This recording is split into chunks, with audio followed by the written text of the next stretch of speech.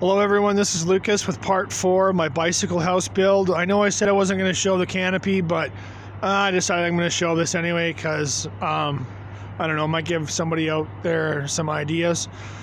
So as I said in my previous video, I built this frame. I got the top of it, a little bit layer of paint on it to kind of protect it in the areas where I cut it and whatever else. All in all, I weighed the frame the other day, and the frame itself without the tires came into 79.4 pounds, which is pretty good. So with the tires, we're probably looking at just over 80 pounds. Right now, the camper is still very light. I can pick it up and move it with just like very little effort. See? I'm holding my phone and I'm on an incline and everything, and the tires aren't even on properly. I don't even have them locked in. See, we're not even locked into the piece there properly. I just set them on here very quickly in order to do the build. It's pretty idiot proof that way I've made it, so even if the tires were to jump or something like that while it was underway, it'll still work. That might be a bad thing if you don't notice it. So right here at the front, as you see, I took a piece of plywood and I curved it. I used an equation for finding the formula of a parabola when given 3 points. You can find that on YouTube. There's lots of videos on how to do parabolic equations on YouTube and quadratic functions. But I just did that really quickly in order to get shape on both sides. So just to find a couple points that I could then freehand draw everything in. This is all recycled plywood. You saw what I used in my last video, and I know it looks like crap right now. It doesn't look all the greatest, but I'm actually planning to do some wood burning to it and some tattooing and all this other kind of stuff before I stain it and then seal it. So it's gonna have a very interesting outer layer to it. Very unconventional, very strange. I'm going to be going for like a little bit of a gypsy motif here. So the whole idea is this is one of my trusses that is going on the top here, and as you can see, it's rough. Don't judge my cutting. I haven't sanded it yet. I ran out of light last night, so I have to work hard this morning.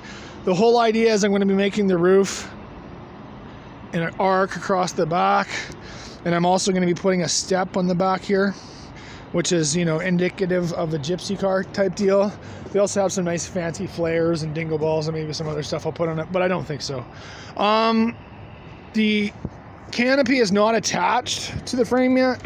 As you can see, I can lift it right up. And it's only going to be attached by some wing nuts and bolts along the bottom. And the whole point of me doing that is that if I don't want the canopy on my cart and I want to put a straight plywood deck on my cart in order to haul something heavy, I'll be able to do that. So all I can do is just kick the cart up and then the canopy will come off. That is the whole idea. And then I can also drop the canopy somewhere if I want to, and then use the cart for whatever. So I got different pieces of plywood I'm going to be curving along the top until they, you know, it's going to curve down until it reaches the front and then overlap. And the whole point of that is that I want all the water to go this way so that I can catch it in a catch down here at the end. I'm going to put one here down at the end. Also going to be putting some jacks. I'm going to be welding jacks, just regular car jacks, to the middle and back of the cart here, right underneath here.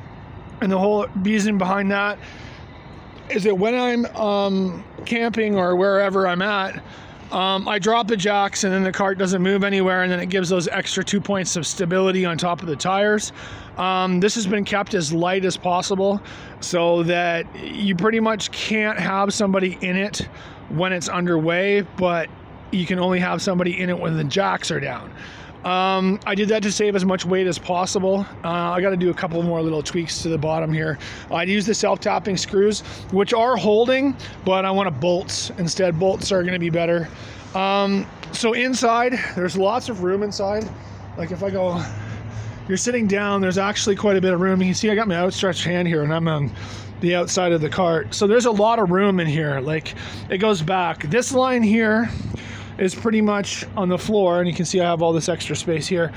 is pretty much where the mattress is going to stop. So this is made to fit an entire full mattress at the back with your feet there, your head up front here, and then you'll have your furnace and all the other kind of stuff and doohickeys and stuff hanging from the walls and all that other kind of stuff for life.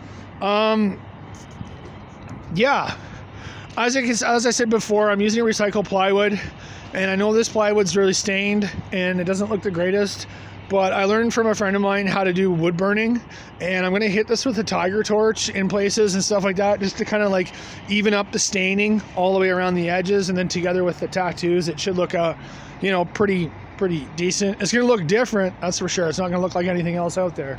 But yeah, gypsy motif. Going to try to use some colored stains maybe after I get all the plywood torched, and still have to insulate and all that kind of stuff. If I work hard today, I'm just waiting for my friend to get here so I can get some power. I live without power for the most part. I'm not going to be using a car battery in this. I've decided that I'm actually going to build my own lithium battery for it. I have all these lithium batteries kicking around, and I have a lot of little battery packs I've already built that can run things like lights and all this other kind of stuff that charge up with a simple USB, or can run off of a power bank. So it's probably going to be power banks and stuff I'm going to be running off of for the first little while. But yeah, the number one thing is to get the shell done today. Get the shell done, and then yeah, beta test it tonight. Anything else? No, I don't think that's it. If you like these videos, give us a thumbs up and subscribe, and we'll be back with some more tiny house, bicycle house stuff.